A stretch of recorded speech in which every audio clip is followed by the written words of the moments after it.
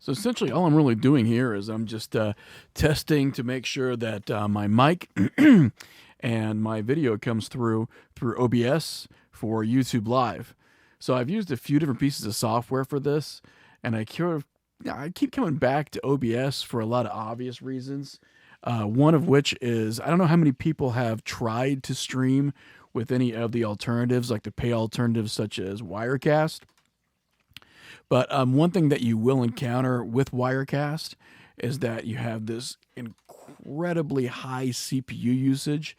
And I've heard this from people across the board, people who have brand new computers with just fantastic processors, people who have enabled the GPU acceleration for their video so that they're not just relying on processor power, but that they're also relying on that GPU power. And we're talking some really, really good GPUs. And apparently, Wirecast it just eats up their CPU usage to the point where I've been getting 97, 98%. And that, unfortunately, for when you're also trying to, pipe in some video, if you're wanting to go over some trailers, because I typically do like to show horror trailers. That's going to be really, really bad trying to get some HD video in at the same time when your CPU usage is so high that you're actually worried just about getting your primary video stream on. So I've tried here and there to sort of get Wirecast to do what I want it to do with a lower CPU usage. I've went through most of the settings. I've even tried to work with things on a hardware level on my end to try to make that happen. And no matter what I do, it just seems like I keep on having problems with Wirecast. So what I've tried to do is I've tried to go through some of the alternatives, see what people have looked at. And this isn't just for YouTube because this is pretty much my first YouTube live video. I've also been doing this with Facebook, as I tried Just Broadcaster with Facebook. And Just Broadcaster with Facebook was really, really good at one video source. It was also really good at being able to bring in some of my lower thirds and my graphics on screen. It's also really easy, really, really intuitive, simple interface for people wanting to Facebook Live. And Just Broadcaster is Just Broadcaster for Facebook, so it's primarily Facebook. But what it does really well. The problem is when you start getting a little more advanced with it. I'm talking bringing in Skype, bringing in people with different microphones, and you're switching between having dedicated microphones from a board and then having microphones that are coming in from webcams. For whatever reason, Just Broadcaster just really does not want to sort of open itself up to be able to give you all those options. So it's really good at first. You're also really going to be happy with the ease of use with connecting to Facebook. And then all of a sudden you're going to want to do more. And that's when, unfortunately, you're going to realize that the software just isn't built for that. It's built almost entirely for simplicity. So when looking at something like Wirecast, looking at something like Just Broadcaster, or just using that Facebook producer interface, if you're dealing with stuff that doesn't have a lot of complexity to it, one video stream, let's say you're not looking at external graphics, you're not bringing in screen captures, you're not loading up any other kinds of media, those resources are pretty good. But the problem is that most of us, once we really catch this sort of, vlogging or live video bug, is that it's really difficult for us just to take a look at everything we have and go, okay, this is enough. This is all we're going to do. We definitely want to get bigger. We want to get better. We want to start adding more. And as soon as that happens, unfortunately, a lot of these softwares just don't really live up to it.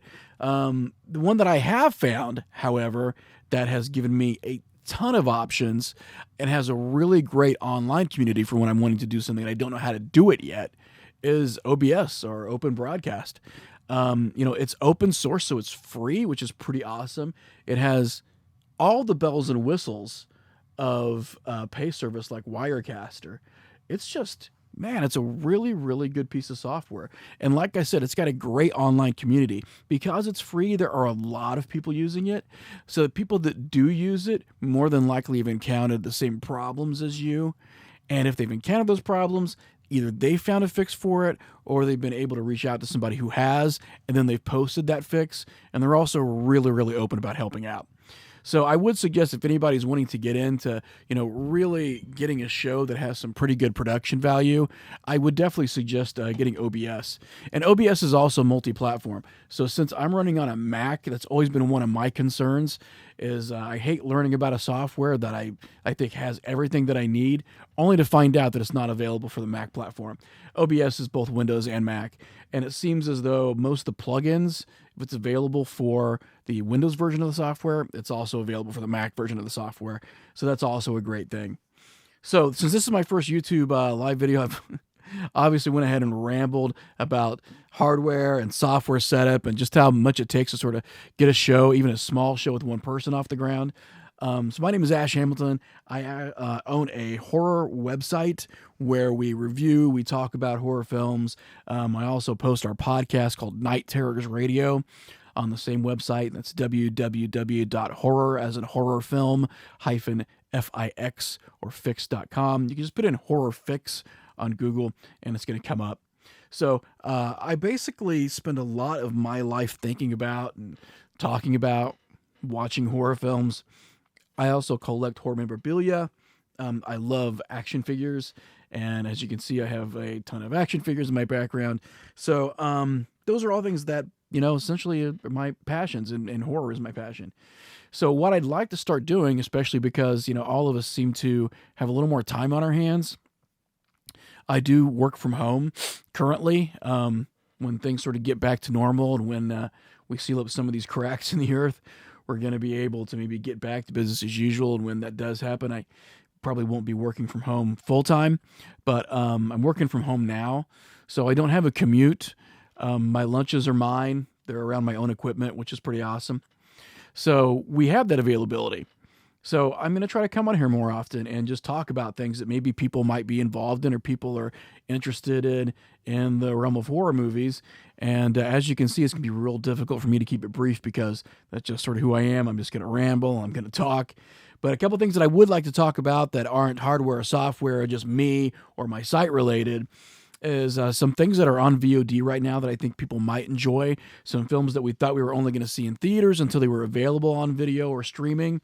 And, with the world changing, the access to new media has changed.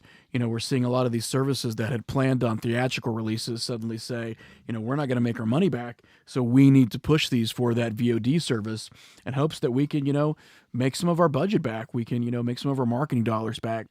And a couple of those that have been released are both Blumhouse productions, so that's essentially our go-to now, for better or for worse, with a lot of horror films. They're one of the few agencies, studios that's able to actually get money to produce and then push movies theatrically.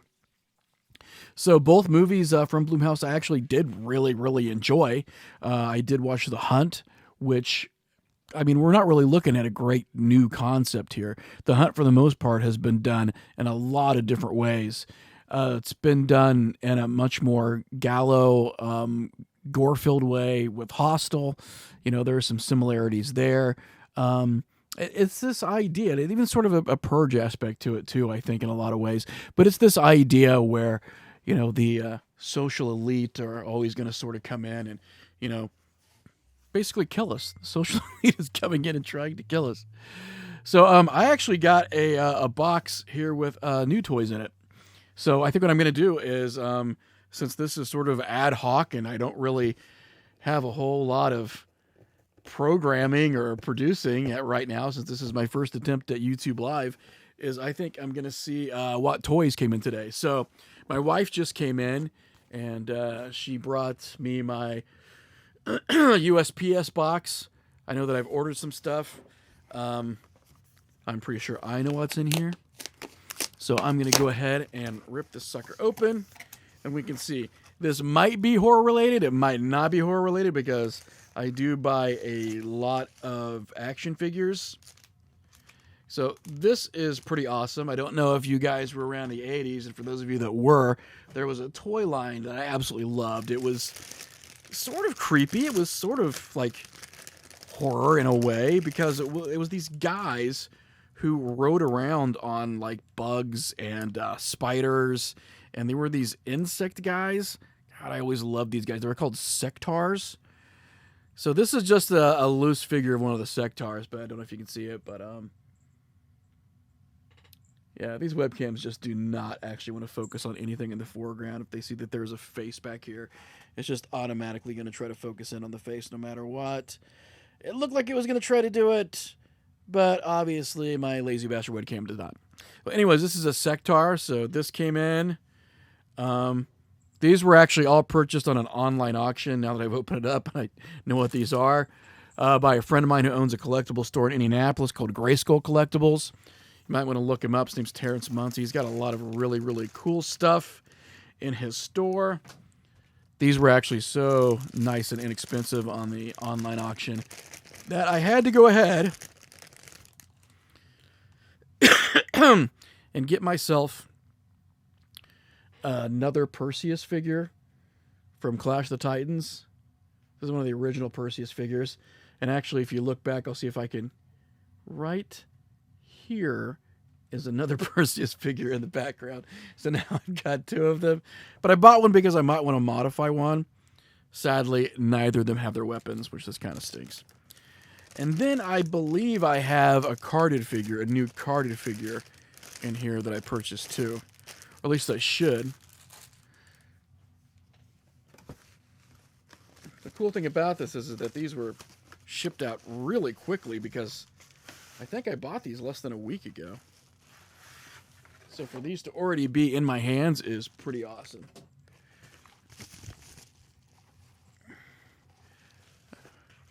Oh, this is pretty great.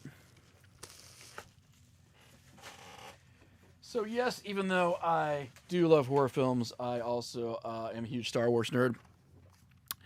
So I had been looking for one of these, had not found one. The eBay auctions that I had seen were not respectful of my budget.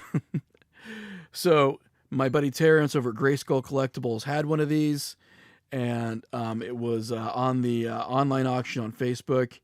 So I could not resist purchasing a new carded Mandalorian figure. These are pretty awesome.